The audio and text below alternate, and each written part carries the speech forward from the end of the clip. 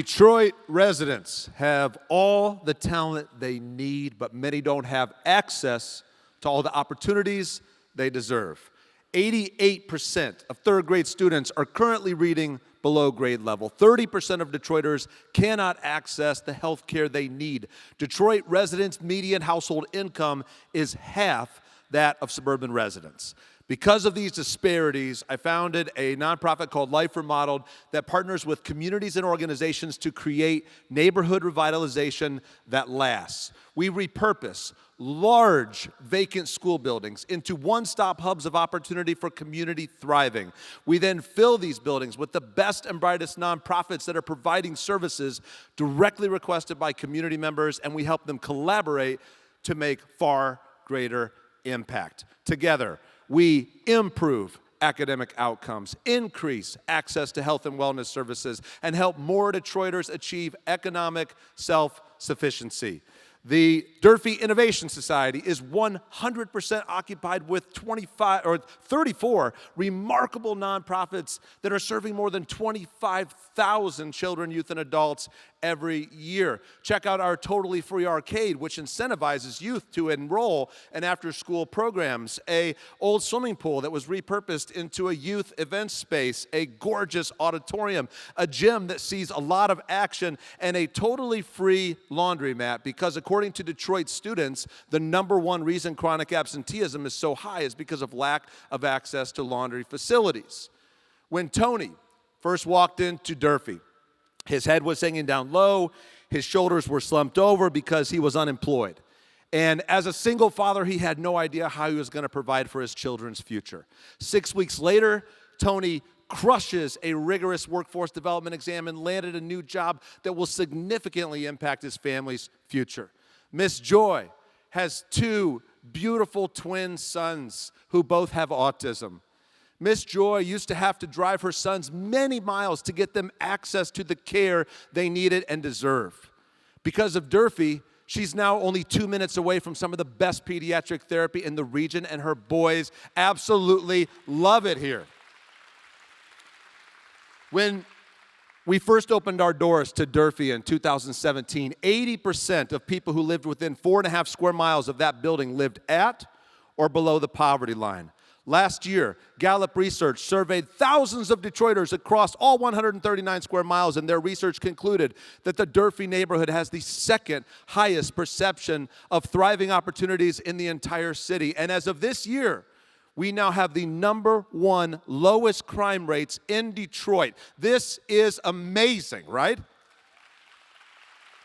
However, what I didn't tell you was how I got my teeth metaphorically kicked in during this project, and why that hurt even worse than having them physically kicked in. And if it weren't for several remarkable Detroiters, the Durfee Innovation Society probably wouldn't even exist today. In 2016, Detroit Public Schools asked us to repurpose this soon-to-be vacant school. We immediately informed community members of their request, and most were very supportive. However, what they didn't know was that the property was about to be leased to us for $1 a year for 50 years because we weren't supposed to make known publicly the details of the negotiation process. Now, because of my blind spots at the time, I actually thought community members would be excited about us spending only $1 because that meant we could invest more money into the building and into programming for the community. Okay, the key word here is for, and I'm going to come back to that. After we inked the deal and made it public, to our surprise, more than 250 people showed up at the next community meeting.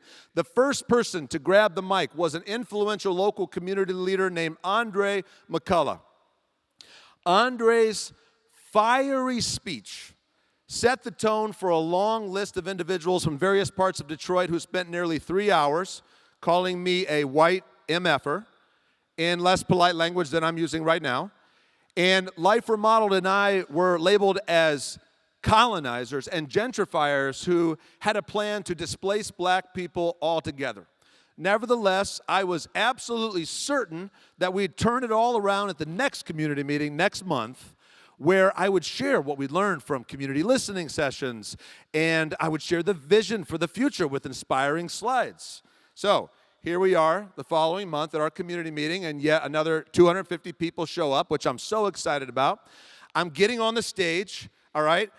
As soon as I put my first slide on the screen, about 20% of the people in the room are picking up their chairs and turning them completely around and facing the opposite direction. About 2 minutes goes by, and one person starts yelling, then another person, and another. Now, I'd already been informed that several people had made their way to this event with the sole purpose to distract people from hearing what was being said. So I decide I'm just going to focus on those who came to hear the message. About a minute goes by, and a woman gets up out of her chair, walks right toward me, and she puts her hand on the bottom of the microphone and tries to take it out of my hand. Now, this is an experience I'd never had before in my life. So what do I decide? I decide to ignore as if it's not even happening. I keep a firm grip on the mic. We're not wrestling or anything, but I got a nice grip on the mic, and I just keep talking. Immediately, another woman stands up who I'd never met before, and she says very loudly, "Why are all the black men in this room sitting down while that white MFer is assaulting the Honorable Councilwoman Joanne Watson?" Now, I'd never met Council Member Joanne Watson before, but I'd heard of her remarkable legacy, and at this point, all the blood is draining out of my face, into my feet. I'm turning white as a ghost. I've just been accused of assaulting a pillar in the community. And all of a sudden, Dewan Dandridge, who had just recently joined Life Remodeled staff, what a great time to join our staff, by the way, he gets up out of his chair. He asks me to hand him the mic, which I gladly do. He asks me to sit down. I say, "Yes, sir."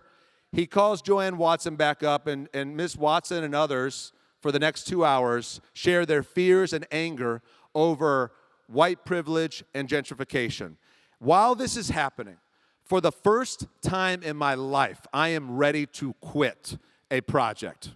Immediately after the meeting, Dewan pulls me aside.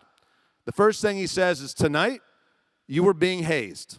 Some people just want to see how you're going to react." Now, this gives me hope because I said, "Dewan, I was in a fraternity in college. I can do hazing as long as there's a light at the end of the tunnel."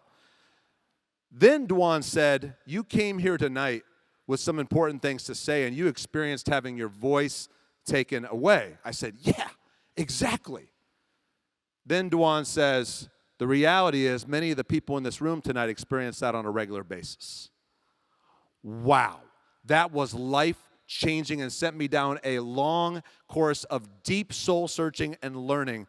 The last thing Dewan said was this: we're going to spend even more time with community members, and we're going to make sure that they know we're not asking them to trust us, but we are inviting them to show us what the community wants and needs and hold us accountable to do what we say we're going to do.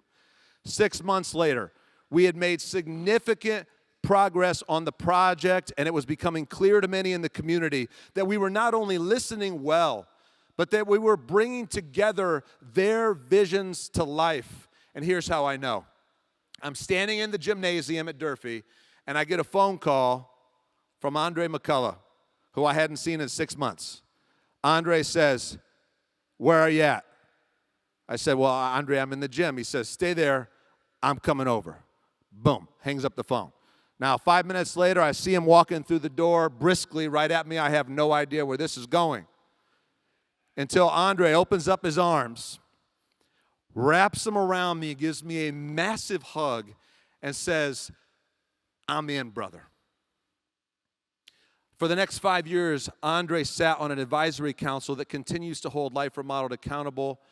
And Andre and I are friends today, along with the vast majority of people who were initially a part of this project, and my life was remodeled in the process. When we do neighborhood revitalization to a community, this is unhealthy gentrification. This is the kind of development that displaces people. When Life Remodeled first started that project I told you about, honestly, we were doing it in our hearts for the community. And when you get down to the bottom of it, that treats people like charity cases, and nobody wants to be treated that way. Thanks to Andre McCullough, Dewan Dandridge, and many others, we became an organization that does neighborhood revitalization with the community in a way that continues to be transformational for all. And as we conclude, will you give it up for Andre McCullough, Dewan Dandridge, and the entire Durfee community?